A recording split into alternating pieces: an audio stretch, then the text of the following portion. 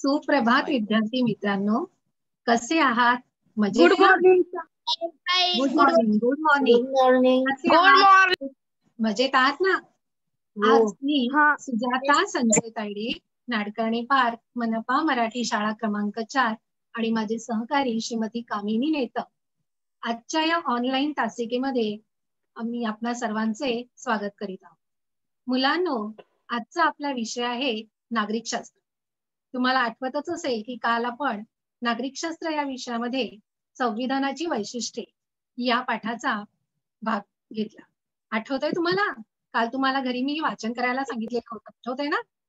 काल आपण संविधानाची वैशिष्ट्ये या भागामध्ये काय शिकलो याची थोडक्यात उजळणी घेऊया. सर्वात प्रथम आपण काल पाहिलं की संघराज्य पद्धती म्हणजे काय. मला सांगता येईल का तुम्हाला संघराज्य पद्धती म्हणजे काय? सांग मला. आणि राज्य शासन असा दोन्ही स्तरावर राज्यकारभार चालणाऱ्या पद्धतीस संघराज्य पद्धती असे म्हणतात. बरोबर. आता हे मध्यवर्ती शासन म्हणजेच काय? तर संघ शासन, त्याला आपण केंद्र शासन असंही म्हणतो, आणि दुसरा आहे राज्य शासन. तर संघ शासन आणि राज्य शासन या दोन स्तरांवर आपल्या देशाचा राज्यकारभार चालवला जातो. आता या दोन्ही संघ शासन आणि राज्य शासन यांच्यामध्ये अधिकारांची विभागणी केलेली आहे, आणि ही विभागणी 3 सूचींमध्ये केलेली आहे. पहिली सूची वाचा बघू, कोणती आहे? बरोबर. राज्य शासन. मग या संघ सूचीमध्ये शेषाधिकार. बरोबर. मग या संघ सूचीमध्ये कायदे करण्याचा अधिकार कोणाला आहे रे? या संघ सूचीमध्ये जे विषय दिलेले आहेत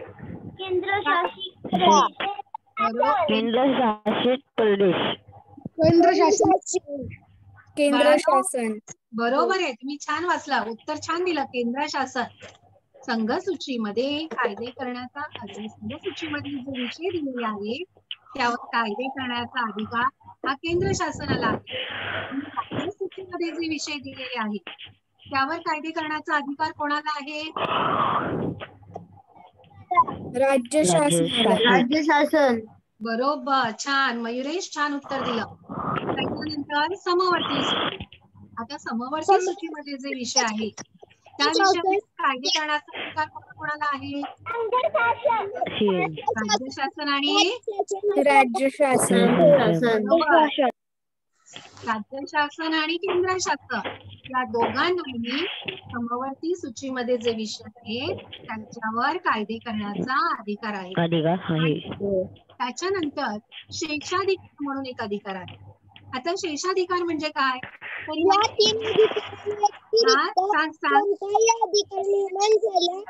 त्या अधिकाऱ्याला शेषाधिकार या नावाने ओळखले जाते. छान बाळा, नाव काय तुझं? गौरव धुमाल. छान उत्तर दिलं, बरोबर. तर आणि या शेषाधिकारामध्ये जे विषय आहेत त्यावर कायदे करण्याचा अधिकार हा केवळ संघ शासन म्हणजे केंद्र शासनाला आहे. आणि त्याच्यानंतर आपण नंतरचं वैशिष्ट्य पाहिलं होतं केंद्रशासित प्रदेश. तुम्हाला काही केंद्रशासित प्रदेशांची नावं सांगता येतील का? सांगा. दमन, दीव, पुदुचेरी,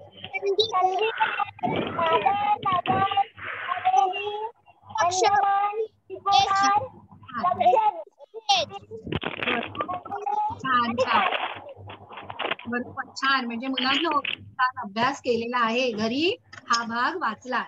आता आज आपण या संविधानाची पुढील वैशिष्ट्य त्याचा आपण अभ्यास करणार आहोत. आता आपल्या नंतरचं जे वैशिष्ट्य आहे ते म्हणजे संसदीय शासन पद्धती. या संसदीय शासन पद्धतीलाच कायदे मंडळ असेही म्हटले जाते. आपल्या भारतामध्ये ही संसदीय शासन पद्धती स्वीकारलेली आहे. संविधानाने आपल्या संसदेची निर्मिती केली आणि केंद्रीय शासन संस्थेच्या या कायदे मंडळाला संसद असे म्हणतात. येते लक्षात तुमच्या? केंद्रीय शासन संस्थेचं जे कायदे मंडळ आहे त्या कायदे मंडळाला संसद असे म्हटले जाते. आणि या शासन पद्धतीत या संसदेला निर्णय घेण्याचे सर्वश्रेष्ठ अधिकार असतात. येते तुमच्या लक्षात? केंद्रीय शासन संस्थेचं जे कायदे मंडळ आहे त्याला संसद म्हणतात आणि या संसदेला निर्णय घेण्याचे सर्वश्रेष्ठ अधिकार असतात. आता इथे तुम्हाला चित्र दिसतंय पहा. तर हे आहेत संसदेची सभागृहे. आता आपल्या या संसदेमध्ये कोणाकोणाचा समावेश होतो ते आपण पाहू. राष्ट्रपती, लोकसभा आणि राज्यसभा. येते लक्षात तुमच्या? आता राष्ट्रपती हा भारताच्या संसदेचा अविभाज्य घटक मानला जातो. तर लोकसभा आणि राज्यसभा ही संसदेची 2 सभागृहे आहेत. लोकसभेमध्ये आपल्याकडे दरवर्षी 5 वर्षानंतर निवडणुका होतात, तुम्हाला माहितीच आहे. मग या निवडणुकीमध्ये आपण निवडून दिलेले जे प्रतिनिधी असतात हे प्रतिनिधी या लोकसभेत खासदार म्हणून काम करत असतात. यांना आपण काय म्हणतो? या प्रतिनिधींना खासदार. खासदार काय म्हणतो? खासदार. बरोबर, खासदार. बरं. तर संसदेची जी 2 सभागृह आहेत त्यातील लोकसभा हे जे सभागृह आहे ते संसदेचं कनिष्ठ सभागृह मानले जाते आणि निवडणुकीच्या मार्गाने निवडून आलेले जे सदस्य असतात ते सदस्य आपापल्या मतदारसंघांचं प्रतिनिधित्व या सभागृहामध्ये करत असतात. आणि साधारणपणे या लोकसभेमध्ये 552 इतके सभासद संख्या असते. त्यानंतरचं जे दुसरं आहे सभागृह ते म्हणजे राज्यसभा. आता हे राज्यसभा जे आहे ते संसदेचे वरिष्ठ सभागृह म्हणून ओळखले जाते. यामध्ये भारतीय संघराज्यामध्ये जेवढी घटक राज्य आहे ती घटक राज्ये आणि केंद्रशासित प्रदेश यांचं प्रतिनिधित्व ही राज्यसभा करत असते. आता संसदेला आपण म्हटलं की निर्णय घेण्याचे सर्वश्रेष्ठ अधिकार असतात. तसंच या संसदेमध्ये ज्या चर्चा होतात किंवा जे विचार विनिमय केले जातात त्याला महत्व असते. येतंय लक्षात तुमच्या बाळांनो? आलं लक्षात? मला सांगा संसद कशाला म्हणतात? संसद कशाला म्हणतात सांगा? मी बोलू मॅडम? हा बोल. केंद्रीय शासन संस्थेच्या कायदे मंडळाला आता मुलांनो जेव्हा आपल्याला एखादा मुलगा उत्तर सांगतो की नाही मग तेव्हा तुम्ही बाकीच्यांनी शांत बसायचंय, त्याचं उत्तर ऐकून घ्यायचंय आणि जर तुम्हाला त्याचं उत्तर झाल्यानंतर तुम्ही तुमचं उत्तर सांगायचं. या संसदेचे 2 सभागृह कोणते आहेत? संसदेची 2 सभागृह कोणती आहेत? लोकसभा, राज्यसभा, राष्ट्रपती. बरोबर, राष्ट्रपती याचा समावेश संसदेमध्ये केला जातो. परंतु या संसदेची जी 2 सभागृह आहेत ती म्हणजे लोकसभा आणि राज्यसभा. त्यानंतर बघा आपल्या भारतामध्ये 2 पातळीवर सरकार आहे. बरं, आपल्या देशात 2 पातळीवर सरकार आहे. एक म्हणजे भारत सरकार, त्याला आपण केंद्र शासन म्हणतो, आणि दुसरं आहे राज्य सरकार. आता इथे तुम्हाला चित्र दिसेल पहा. बघा या चित्र एकेकाने उत्तर द्यायचं. या चित्रावर काय लिहिलंय? भारतीय रेल्वे, इंडिया रेल्वे. आणि इथे काय दुसरं चित्र बघा? भारतीय रिझर्व्ह बँक. भारतीय रिझर्व्ह बँक. आपण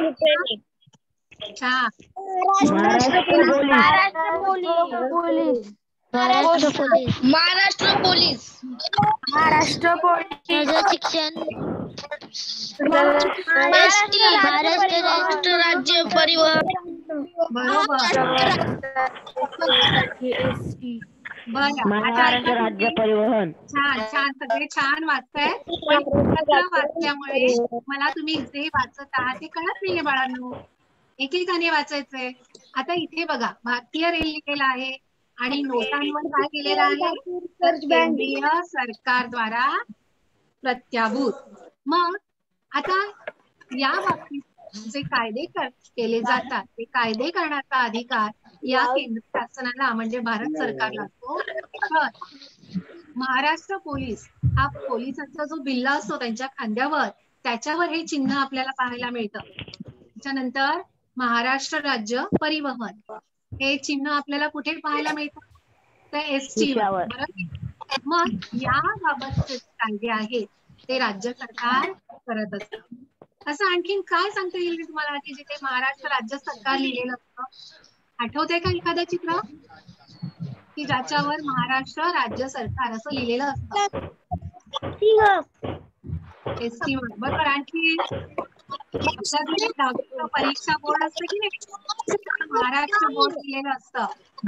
10वीचं जे परीक्षा बोर्ड आहे की नाही, ते सुद्धा महाराष्ट्र बोर्ड आपण म्हणतो. बचत बँक. बँक. बरोबर. काही बँकांवर लिहिलेलं असतं, उदाहरणार्थ बँक ऑफ महाराष्ट्र. छान. तर अशा प्रकारे आपल्या देशामध्ये 2 पातळींवर आहे. बरोबर. छान छान. आता आपण पुढचं वैशिष्ट्य बघणार आहोत. बघा, आपलं जे म्हणजे स्वतंत्र न्याय व्यवस्था.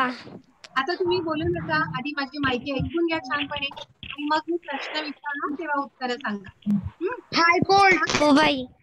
ज्या वेळेला बघा, आता ही न्याय व्यवस्थेची गरज आपल्याला का असते, तर व्यक्तीमध्ये मते, दृष्टिकोन, समजुती, श्रद्धा, संस्कृती इत्यादी बाबत भिन्नता असते. प्रत्येकाचे विचार वेगवेगळे असतात आणि त्यामुळे याच्यातून संघर्ष निर्माण होतो किंवा वाद निर्माण होतो. जसं व्यक्तीमध्ये संघर्ष निर्माण होऊ शकतो, वाद निर्माण होऊ शकतो, तसंच नागरिक आणि शासन संस्था यांच्यामध्ये सुद्धा संघर्ष निर्माण होऊ शकतात. मग अशा वेळेला हे वादग्रस्त प्रश्न आहेत किंवा ही जी भांडणं आहेत ते सोडवण्यासाठी आपण काय करतो, न्यायालयामध्ये ते सादर केले जातात आणि मग न्यायालय काय करतं, तर दोन्हीही बाजूंचं म्हणणं ऐकून घेतं आणि त्याप्रमाणे न्यायदान करण्याचे प्रयत्न केले जातात. ज्याच्या अन्याय होत असेल तो अन्याय दूर करून त्याला निवाडा करण्याचं किंवा न्याय देण्याचं काम हे न्यायालय करत असतं. मग आता हे जे न्यायालय आहे या न्यायालयावर कोणाचाही दबाव येऊ नये, दडपण येऊ नये, लोकांना योग्य न्याय मिळावा, निरपेक्ष न्याय मिळावा आणि न्यायाधीशांना पण निर्भयपणे न्याय करता यावा, यासाठी आपल्या संविधानाने स्वतंत्र न्याय व्यवस्था निर्माण केली आहे आणि आपले हे न्यायमंडळ जे आहे ते स्वतंत्र ठेवलेलं आहे. येतं लक्षात? बघा, न्यायाधीशांना कोणाच्याही दडपणाखाली न येता निरपेक्षपणे न्याय करता यावा आणि लोकांना सुद्धा योग्य न्याय मिळावा म्हणून आपल्या संविधानाने स्वतंत्र न्याय व्यवस्थेची व्यवस्था निर्माण केलेली आहे. आता भारताचे सर्वोच्च न्यायालय जे आहे, इथे चित्रात तुम्हाला दिसतंय हे सर्वोच्च न्यायालयाचं चित्र आहे. ते याचे जे प्रमुख असतात ते म्हणजे सरन्यायाधीश. त्यांना काय म्हटलं जातं? सरन्यायाधीश. आणि सर्वोच्च न्यायालयाच्या नंतर उच्च न्यायालय. तर या उच्च न्यायालयाचे जे न्यायाधीश आहेत म्हणजे सर्वोच्च न्यायालयाचे न्यायाधीश आणि उच्च न्यायालयाचे न्यायाधीश या सर्व न्यायाधीशांची जी नेमणूक केली जाते ती राष्ट्रपतींकडून केली जाते आणि म्हणूनच राष्ट्रपतींना कोणीही सहजासहजी त्यांच्या पदावरून दूर करू शकत नाही. लक्षात तुम्हाला आलं लक्षात ना? अशा प्रकारे संविधानाने आपले न्यायमंडळ स्वतंत्र ठेवलेले आहे. राष्ट्रपतींची न्यायाधीशांची नेमणूक कोणाकडून होते आता सांगा मला? राष्ट्रपतींची नेमणूक कोणाकडून होते? सॉरी, चुकीचा प्रश्न विचारला मी. न्यायाधीशांची नेमणूक कोणाकडून होते? राष्ट्रपतींकडून. न्यायाधीशांची नेमणूक राष्ट्रपतीकडून होते. बरोबर. म्हणजे बघा, आपण संसदीय शासन पद्धती हे संविधानाचं वैशिष्ट्य पाहिलं. त्याच्यानंतर स्वतंत्र न्याय व्यवस्था. संसदेचं जे वैशिष्ट्य आहे ते म्हणजे एकेरी नागरिकत्व. आता नागरिकत्व म्हणजे काय? तर ज्या देशामध्ये आपला जन्म होतो त्या देशाचे नागरिकत्व आपल्याला मिळते. मग आपल्या भारताच्या संविधानाने सुद्धा भारतातील सर्व नागरिकांना एकच नागरिकत्व बहाल केले आहे आणि ते म्हणजे भारतीय नागरिकत्व. आधार कार्डचं हे चित्र आहे. बरोबर. आपल्या नागरिकत्वाचा हा प्रमुख पुरावा मानला जातो. आपल्या सगळ्यांकडे आधार कार्ड आहे की नाही?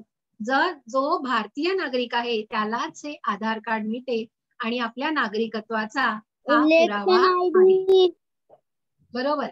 काही देशांमध्ये दुहेरी नागरिकत्व आहे, पण आपल्या भारतामध्ये एक स्वीकारलेले आहे. म्हणजे केंद्र शासनाचं वेगळं आणि राज्य शासनाचं वेगळं असं दुहेरी नागरिकत्वाची पद्धत आपल्या देशात नाही.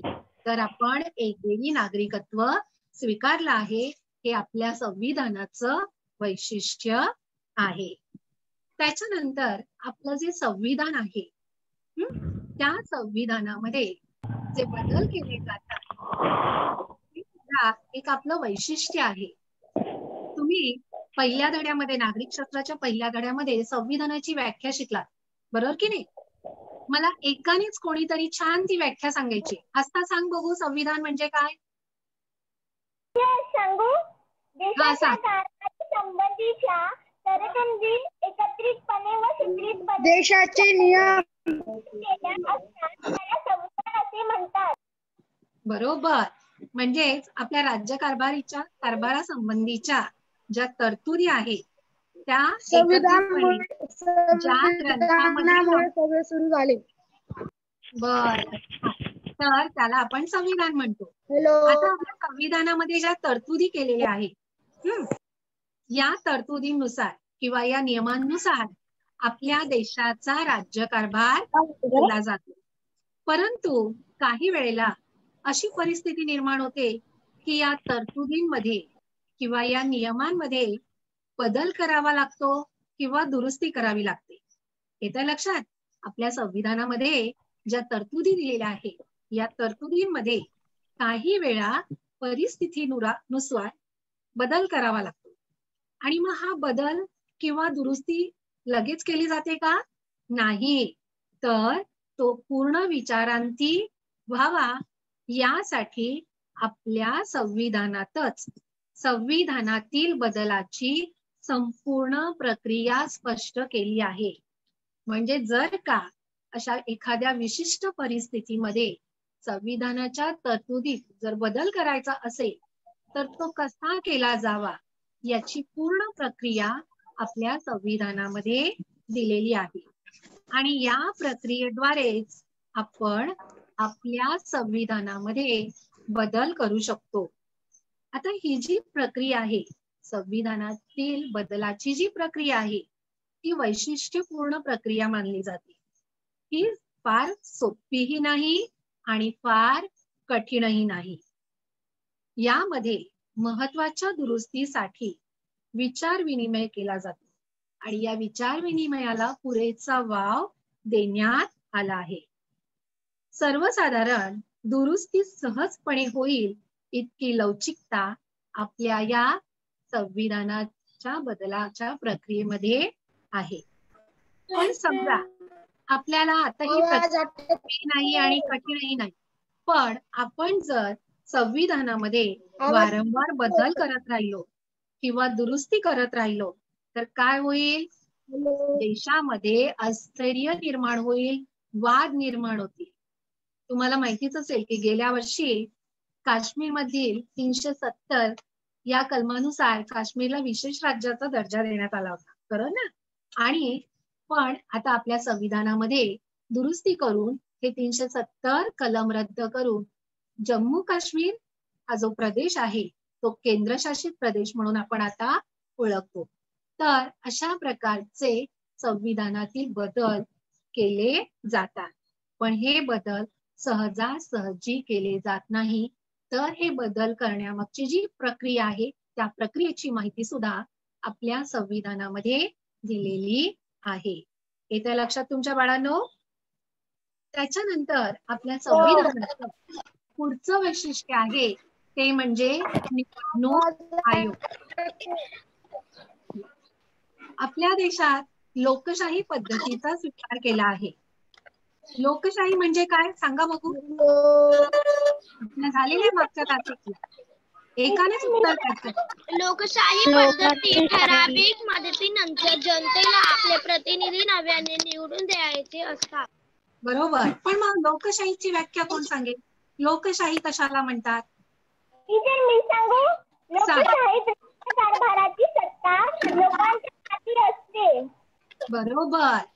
कारभाराची सत्ता ही लोकांच्या हाती असते. म्हणजेच काय?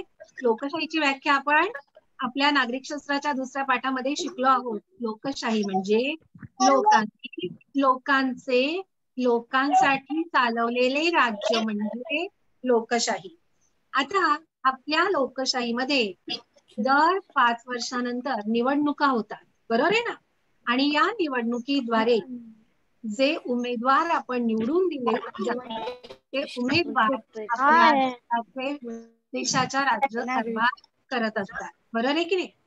तर संविधानामध्ये भारताने ज्या लोकशाही पद्धतीचा स्वीकार केलेला आहे या लोकशाहीमध्ये ठराविक मुदतीनंतर म्हणजे 5 वर्षानंतर जनतेला आपले प्रतिनिधी निवडून द्यायचे असतात आणि त्यासाठी आपल्या देशामध्ये निवडणुका घेतल्या जातात.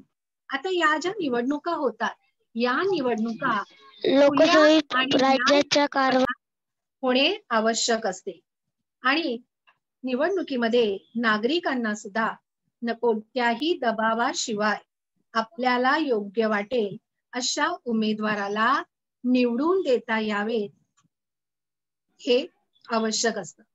आणि जर का निवडणुका आपण शासनाने घेतल्या तर असे खुले आणि न्याय वातावरण आपल्याला मिळेलच याची खात्री नसते. आणि म्हणून संविधानाने निवडणुका घेण्याची जी जबाबदारी आहे ती एका स्वतंत्र यंत्रणेवर दिलेली आहे आणि ही स्वतंत्र यंत्रणा म्हणजे निवडणूक आयोग. निवडणुका खुल्या आणि न्याय वातावरणामध्ये होण्यासाठी संविधानाने निवडणूक आयोगाची स्थापना केलेली आहे. आता या निवडणूक आयोगाद्वारे आपल्या भारतामध्ये ज्या निवडणुका होतात त्या निवडणुका घेण्याची जबाबदारी या निवडणूक आयोगाद्वारे किंवा आयोगाला दिलेली आहे. आता इथे तुम्हाला चिन्ह दिसतं बघा, त्या चिन्ह जे आहे ते निवडणूक आयोगाचे चिन्ह आहे. आणि आपले सध्याचे जे निवडणूक आयुक्त आहेत, जे निवडणूक आयोगाचे जे प्रमुख असतात त्यांना आपण काय म्हणतो? निवडणूक आयुक्त. सध्याचे आपले निवडणूक आयुक्त आहेत श्री सुनील अरोरा. येतं लक्षात तुम्हाला? तर ज्या निवडणुका होतात त्या निवडणुका न्याय आणि खुल्या वातावरणात होण्यासाठी संविधानाने निवडणूक आयोग ही स्वतंत्र यंत्रणा उभी केलेली आहे. आता ही जी निवडणूक आयोग आहे या आयोगाची कामे आपण पाहणार आहोत. बघा कोणकोणती कामं आहेत, तुम्ही वाचू नका, मी एक एक वाचून तुम्हाला सांगणार आहे. निवडणूक आयोगाचं पहिलं जे काम आहे ते म्हणजे मतदार संघ आखणे. त्याच्यानंतर दुसरं जे आहे ते मतदार यादी तयार करणं. मतदार यादी तयार करणं. तिसरं आहे राजकीय पक्षांना मान्यता देणे. निवडणुकीला कोणकोणते राजकीय पक्ष उभे राहणार आहे त्यांना मान्यता देण्याचं काम हे निवडणूक आयोग करीत असतो. त्याच्यानंतर निवडणुकीला उभे राहणारे जे उमेदवार असतात ते ज्या ज्या पक्षांतर्फे उभे राहतात तर त्यासाठी त्यांची निवडणूक चिन्ह ठरवणे. तुम्हाला माहितीये कमळ, धनुष्य अशी वेगवेगळी जी चिन्ह असतात ती चिन्ह या निवडणूक आयोगांमार्फत ठरवली जातात. त्याच्यानंतर पुढचं जे 5वं आहे ते म्हणजे निवडणुकीसाठी जे उमेदवार उभे राहतात तर ते उमेदवार जे अर्ज करतात त्या अर्जांची तपास तो उमेदवार निवडणुकीला उभे राहण्यास योग्य आहे की नाही याची पडताळणी करण्याचं काम या निवडणूक आयोगाचं असतं. येतंय लक्षात तुम्हाला? आलं लक्षात? तर आणि योग्य वातावरणात या निवडणुका कोणताही वाद किंवा कोणत्याही अडचणी न होता येता या निवडणुका योग्य वातावरणात चांगल्या वातावरणात पार पाडण्याची जबाबदारी या निवडणूक आयोगाची असते. आणि सगळ्यात शेवटचं जे आहे ते उमेदवाराचा निवडणूक खर्चाचा ताळमेळ लावणे. निवडणुकीसाठी उभा राहणारा जो उमेदवार असतो त्या उमेदवाराने किती खर्च केला याचा हिशोब म्हणजेच ताळमेळ लावणे या सर्व कामं या निवडणूक आयोगाला करावी लागतात. आता या निवडणुकीच्या काळामध्ये आचारसंहिता लागू केलेली असते. आता आचारसंहिता म्हणजे काय हे आपण पाहूया. निवडणुका जेव्हा होतात तेव्हा या निवडणुकीमध्ये जे उमेदवार उभे राहतात तर हे उमेदवार किंवा शासन यांनी गैरमार्गाने मतदानासाठी नागरिकांवर प्रभाव टाकू नये किंवा त्यांच्यावर दबाव आणू नये म्हणून निवडणूक आयोग एक नियमावली तयार करतात आणि या नियमावलीलाच आचारसंहिता असे म्हणतात.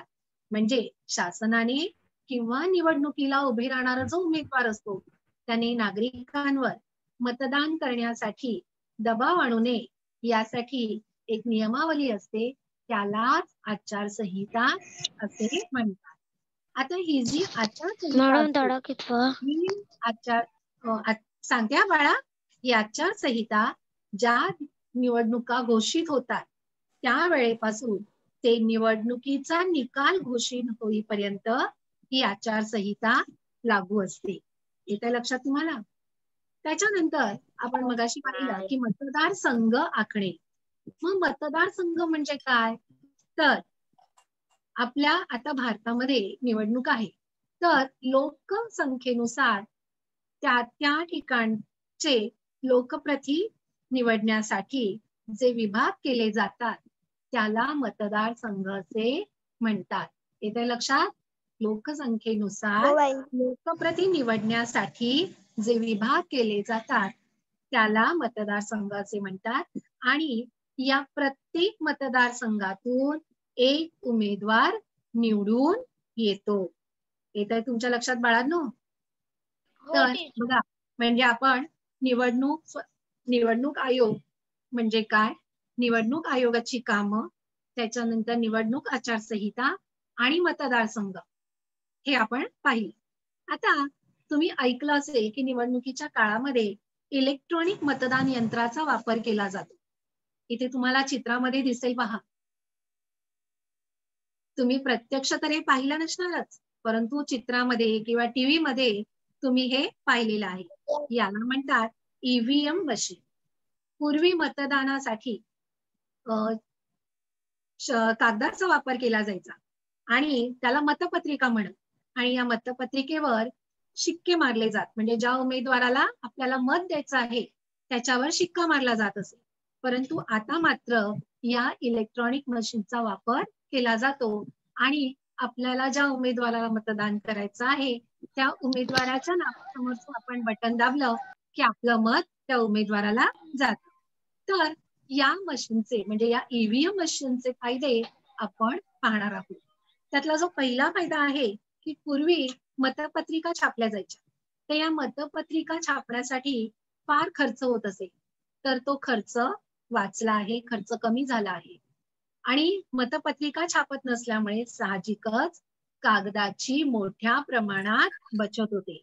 आणि तुम्हाला माहितीच आहे की कागद हा लाकडापासून बनतो आणि लाकूड हे आपल्याला झाडांपासून मिळते. आणि जर का एवढ्या प्रमाणात जर आपण कागद वापरले तर तेवढ्याच प्रमाणात झाडांचेही नुकसान होणार, म्हणजे पर्यायाने पर्यावरणाचे नुकसान होते. आणि म्हणून त्यामुळे कागदाची बचत होते, हा त्याचा फायदा आहे. आणि त्यानंतर तिसरा जो फायदा आहे की आता हे जे मतदान यंत्र आहे, या मतदान यंत्रामुळे मतमोजणी सुद्धा लवकर होते, निकाल लवकर लागतो आणि त्याच्यामुळे वेळ कमी लागतो. तर पूर्वी या मतपत्रिका मोजण्यामध्ये वेळ जात असे, परंतु आता या मशीनमुळे निकालही आपल्याला लवकर मिळतो. आणि या ठिकाणी या ईव्हीएम मशीन मध्ये आपण बटन दाबलं की आपलं मत त्या उमेदवाराला जातं. परंतु पूर्वी मात्र ह्या ज्या छापील पत्रिका असायच्या, मतपत्रिका, याच्यावर आपल्याला शिक्का मारावा लागायचा उमेदवाराच्या नावासमोर आणि मग तो शिक्का वर खाली होत असे किंवा चुकीच्या ठिकाणी जर पडला तर ती मतपत्रिका बाद होत असे. परंतु आता मात्र आपल्याला असं आढळत नाही. या मतपत्रिकेमुळे साहजिकच या ईव्हीएम मशीनमुळे आपल्याला मतदान करणं सोपं जातं. येतं लक्षात मुलांनो? तर अशा प्रकारे आपण या इलेक्ट्रॉनिक मतदान यंत्राचे फायदे कोणकोणते आहेत हे आपण पाहिले. आलं लक्षात तुमच्या बाळांनो? हो टीचर. बरोबर. हा, त्यांना काय म्हणतात टीचर? निवडणूक आयोगाचे जे प्रमुख असतात त्यांना काय म्हणतात? आपण मगाशी बरोबर, निवडणूक. तर बघा मुलांनो, आज आपण संविधानाच्या वैशिष्ट्यांमध्ये कोणकोणती वैशिष्ट्ये पाहिली ती आपण आता पाहूया. एकदा आपण त्याची परत उजळणी घेऊया. सर्वात प्रथम आपण जे पाहिलं ते कोणतं वैशिष्ट्य होतं सांगा? संसदीय शासन पद्धती. संसदीय शासन बरोबर. संसदीय पद्धती.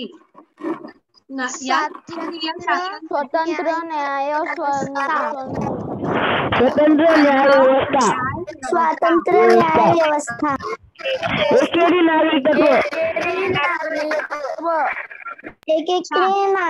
न्यायाधिक तत्व. बरोबर. संविधानातील बदलांची पद्धती. छान छान, एकेकाने वाचा. बरं, पुढे. निवडणूक आयोजन. छान. बघा आता मुलांनो, संसदीय, तुम्हाला आता हे लक्षात आलं की नाही? संसदीय शासन पद्धतीमध्ये केंद्रीय शासन संस्थेच्या कायदे मंडळाला संसद असं म्हणतात आणि या शासन पद्धतीमध्ये संसदेला निर्णय घेण्याचे सर्वश्रेष्ठ अधिकार असतात. या संसदीय शासन पद्धतीमध्ये राष्ट्रपती, लोकसभा आणि राज्यसभा यांचा समावेश असतो. संसदेची आपण 2 सभागृह पाहिली. पहिलं आहे लोकसभा आणि दुसरं राज्यसभा. लोकसभा हे संसदेचं कनिष्ठ सभागृह आहे, तर राज्यसभा हे संसदेचे वरिष्ठ सभागृह आहे. त्यानंतर आपण स्वतंत्र न्याय व्यवस्था हे वैशिष्ट्य पाहिलं. तर प्रत्येक नागरिकाला निरपेक्ष न्याय मिळावा, न्यायाधीशांना पण कोणालाही न घाबरता निर्भयपणे न्यायदान करता यावं, यासाठी आपल्या संविधानाने स्वतंत्र न्याय व्यवस्थेची निर्मिती केलेली आहे. नंतर न्यायाधीशांची नेमणूक ही राष्ट्रपती मार्फत होते आणि सहजासहजी न्यायाधीशांना त्यांच्या पदावरून दूर करता येत नाही. त्याच्यानंतरचं जे आपण वैशिष्ट्य पाहिलं ते म्हणजे एकेरी नागरिकत्व. आपल्या भारतामध्ये एकेरी नागरिकत्व या पद्धतीचा स्वीकार केलेला आहे आणि ती म्हणजेच भारतीय नागरिकत्व हे आपल्याला मिळालेलं आहे. त्याच्यानंतर संविधानामध्ये जे बदल केले जातात तर हे बदल करण्याची जी पद्धत आहे ती सोपीही नाही आणि कठीणही नाही. पण या तरतुदींमध्ये बदल करताना ते बदल कसे करावे याविषयीची माहिती आपल्या संविधानामध्ये दिलेली आहे. आणि आतापर्यंत आपल्या संविधानामध्ये 104 वेळा बदल करण्यात आलेले आहे. त्याच्यानंतर आपण पाहिलं निवडणूक आयोग. निवडणूक आयोगामध्ये लोकशाहीमध्ये ज्या निवडणुका घेतल्या जातात या निवडणुका खुल्या वातावरणात आणि न्याय वातावरणात होण्यासाठी आपल्या संविधानाने निवडणूक घेण्याची जबाबदारी एका स्वतंत्र यंत्रणेवर सोपवलेली आहे आणि ती यंत्रणा म्हणजे निवडणूक आयोग. निवडणूक आयोगाचे जे प्रमुख असतात त्यांना निवडणूक आयुक्त असे म्हणतात. मग बाळांनो, तुमच्या लक्षात आलं ना हे सगळं?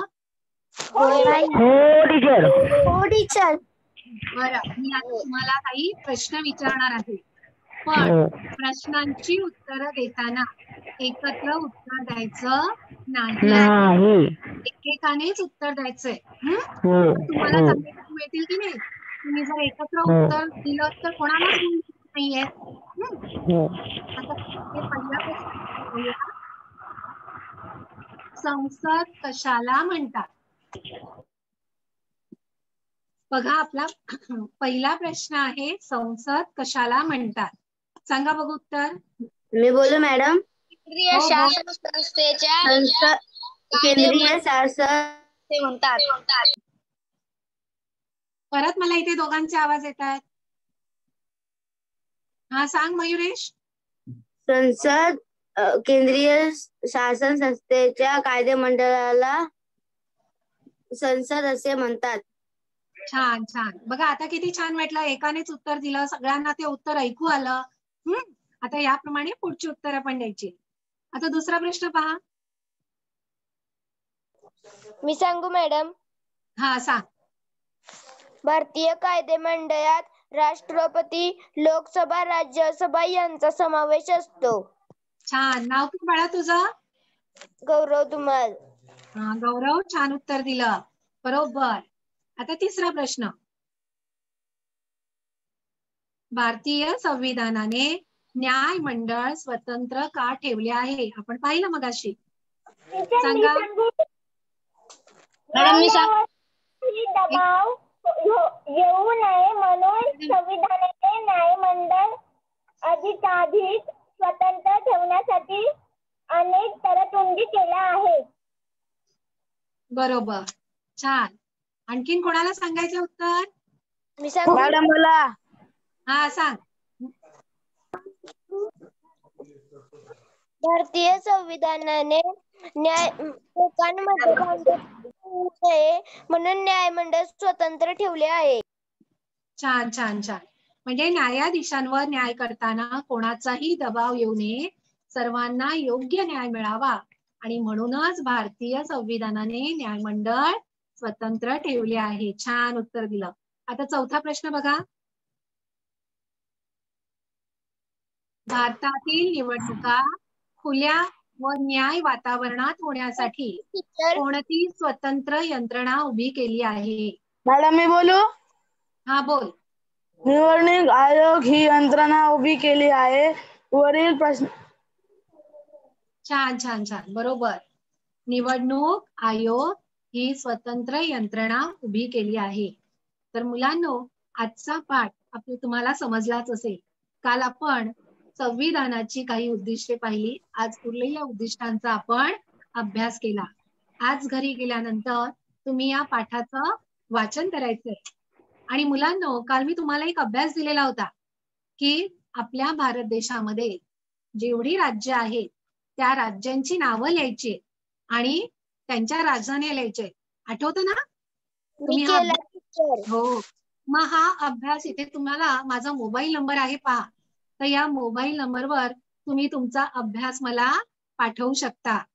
येतंय लक्षात? तर आज गेल्यानंतर घरी हा अभ्यास वाचा, धडा वाचा, धड्याखालील प्रश्नांची उत्तरे लिहा. आणि आज वाचन प्रेरणा दिन आहे. त्या निमित्ताने सगळ्यांनी आजपासून एक तरी पुस्तक किंवा आपल्या पाठ्यपुस्तकातला एक तरी धडा रोज वाचायचाच आहे. हा निश्चय करा. धन्यवाद. धन्यवाद. धन्यवाद. छान छान.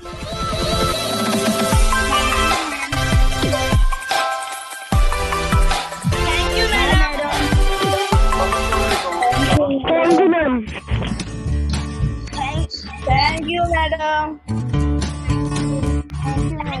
Thanks, madam.